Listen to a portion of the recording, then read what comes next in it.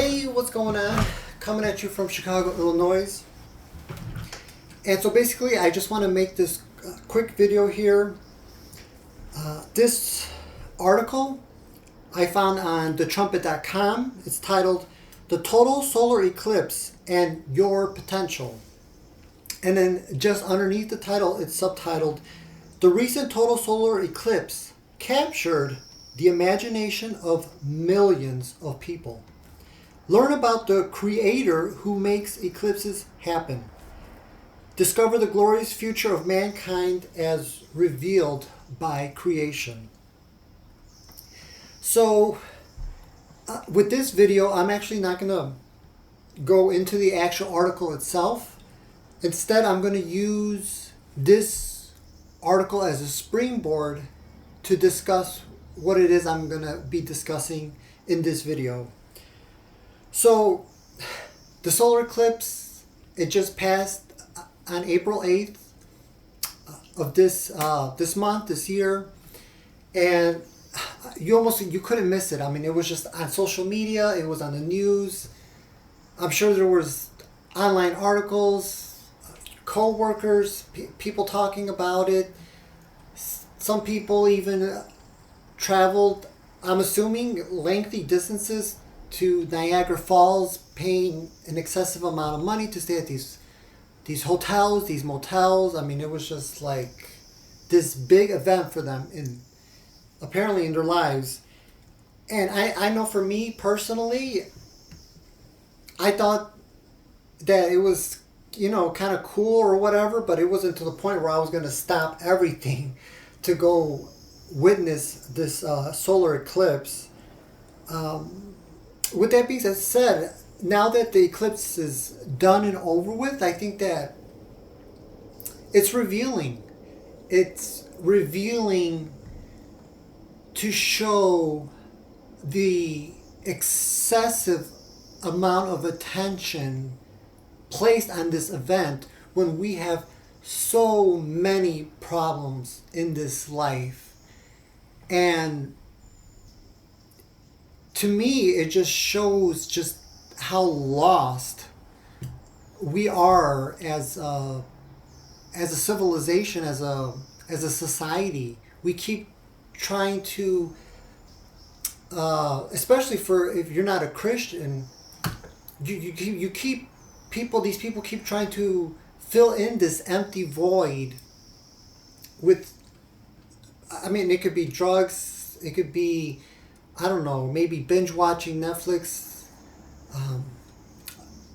like I'm discussing right here, this eclipse, but none of those things will ever fulfill you the way having an intimate relationship with your creator will.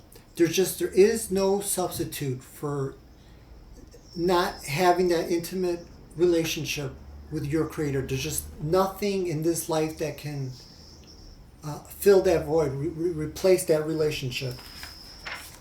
So, with that being said,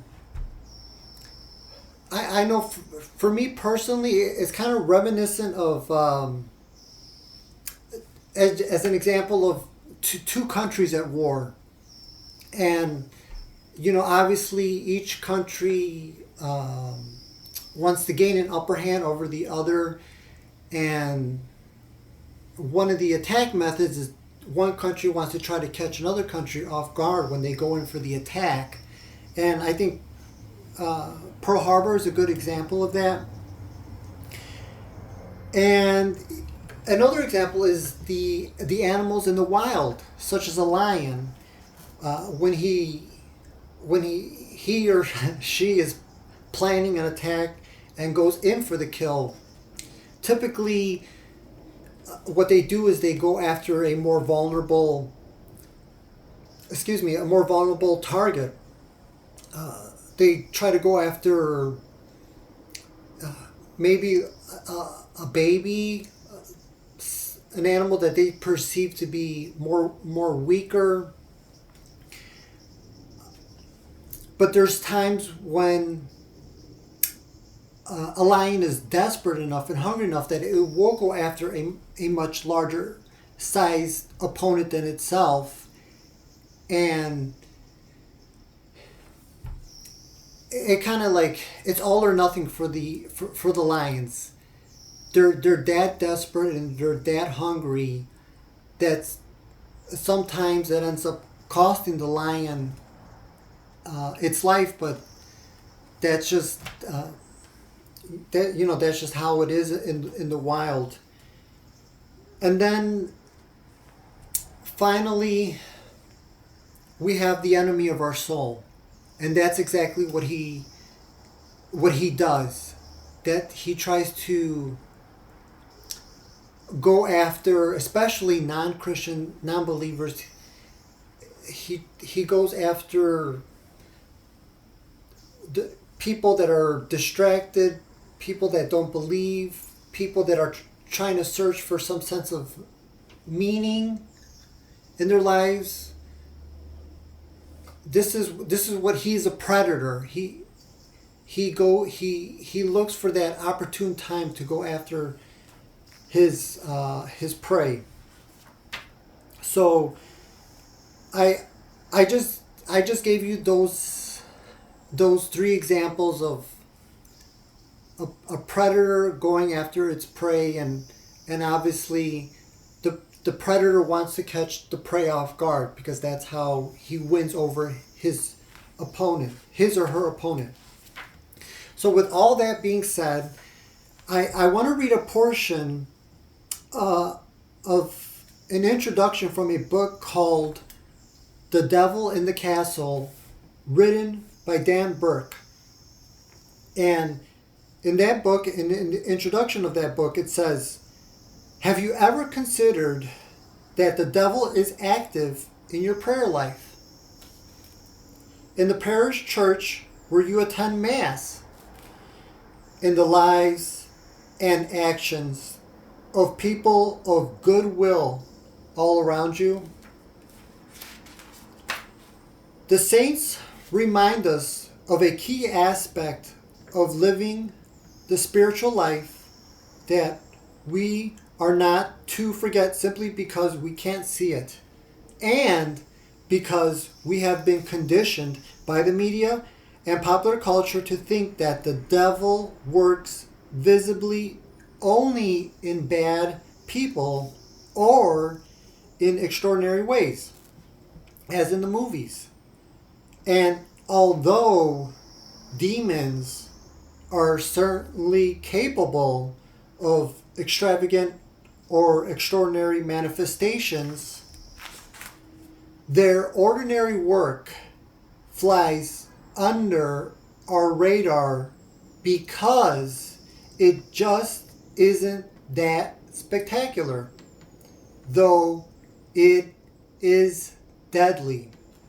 In fact, subtlety, illusion, and deceit are their preferred methods of attack.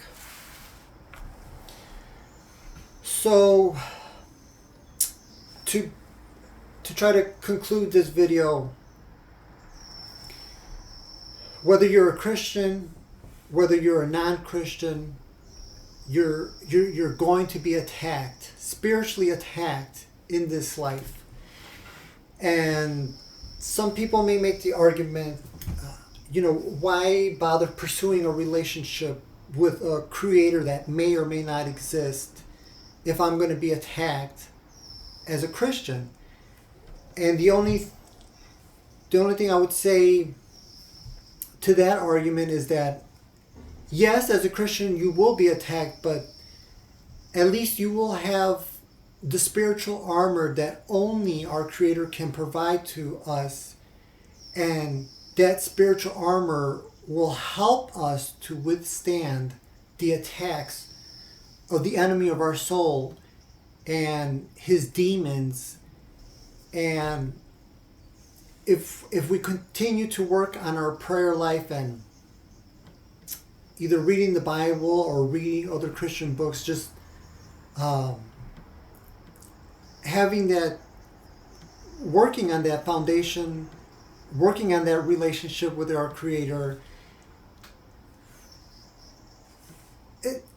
the enemy of our soul will just, it will not be worth it for him to continue to attack and attack, because he knows that he's not going to get the result that he's looking for. So the attacks, just the intensity will not be there like the way it is there for people who don't believe, for people who don't have a relationship with their Creator. So this is important, to take our prayer life seriously, and to take the existence of the enemy of our soul and the demons seriously, because they're just relentless in their attacks. And we should let this solar eclipse that just passed, let it be a learning lesson, that not to try to allow the enemy of our soul to catch us off guard, because it can come at a great price if we sort of let our guard down like that.